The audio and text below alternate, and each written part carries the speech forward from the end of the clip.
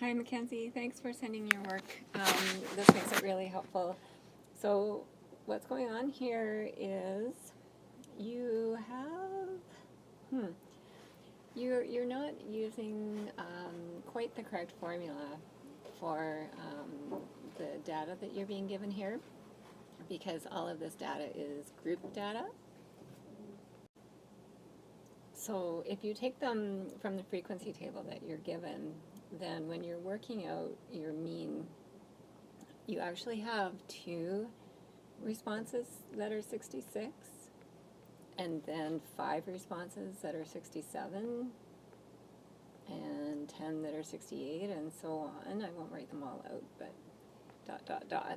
And then what you do is you divide them, and because they're saying find the mean and the standard deviation, when they use the word standard deviation, they're telling you that this is a sample. If they use the word variance, they would be meaning that it was a population. If it's a sample, then we divide by n minus 1. I think there's 50 data values total if you add up the frequency column. So you want to do 50 minus 1 here. That'll give you your 69.3 for your mean value, which is x bar, okay? Now, the same thing's happening when you're doing your standard deviation. I don't think I have a picture of it here, but it's the same thing. If you have a standard deviation, if you have a mean deviation, or sorry, just a deviation of 2.5 in your data values, you have 2 of those.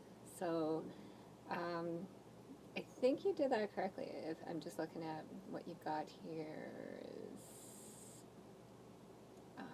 no, 3.3. So the difference between the mean and your data value for 66 is 3.3, but you have 2 values that were 66, so you need 2 times the 3.3. And then what we do is we square all of these 3.3s and things, all of these differences, because some of them will be negative and some will be positive. And so that's why we end up using the formula that looks like this over the n minus 1 again. And so here you're going to have plus 5 times the difference between the 67 and the 69.3, so that's 2.3 this time. And you're going to square that, and so on, ... And that's how you calculate the mean and the standard deviation for question 1. For question 3, the other one that you're asked to hand in, what you need there is the population. You're working from the population, so you're actually going to be finding mu and sigma, which is the standard deviation for the population. And so you're going to use these same formulas to get those values, and you're just going to end up with the different symbols, mu and, not equals, mu and sigma. Okay, so I hope that helps, and thanks for your perseverance on this one. I know it's been rough.